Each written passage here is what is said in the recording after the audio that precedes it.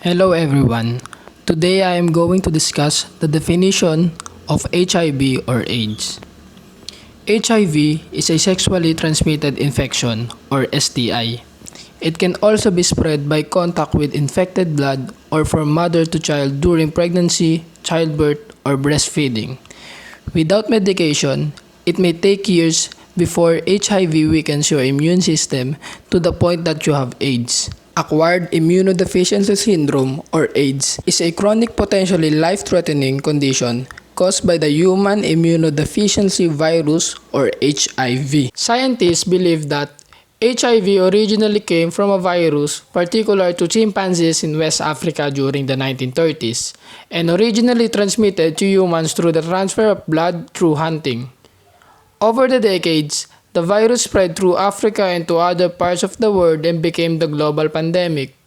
Since the beginning of the epidemic, 75 million people have been infected with HIV and about 32 million people have died of HIV. Globally, 37.9 million people were living with HIV at the end of 2018. An estimated 0.8% of adults aged 15 to 49 years worldwide are living with HIV, although the burden of the epidemic continues to vary considerably between countries and regions. We all know that HIV or AIDS is spreading through contact with blood or sexual fluids like semen and vaginal fluids. So, to avoid that, learn how to have safer sex. Using condoms is the best example to prevent your risk of getting HIV. The most affected by the HIV or AIDS are African Americans, and transgender women who have sex with men are among the groups at the higher risk for HIV infection. They have that AIDS or HIV due to drug injection and anal sex without using condoms. According to AVORT, the initial global response to HIV focused on the prevention through behavior change and research into a vaccine.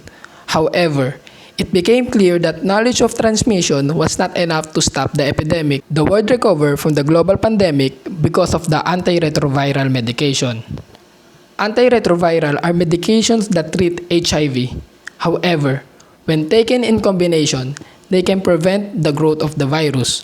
According to Hella von Unger and Pamela Y. Collins, the participants realized that their HIV infection is a chronic illness that can be managed through antiretroviral medication, which means that antiretroviral helps the participants to have the knowledge about their recovery and helps the million of people around the world to recover from the global pandemic. There is no vaccine to prevent HIV infection and no cure for AIDS, but you can protect yourself from the global pandemic as long as you are doing this kind of prevention, like using a new condom every time you have sex, using a clean needle, consider male circumcision, and don't hesitate to go to the hospital when you feel that you've been infected with HIV or AIDS.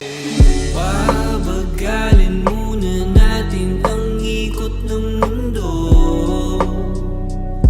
Ako'y sasayaw sa himig mo, atin ang gabi na to.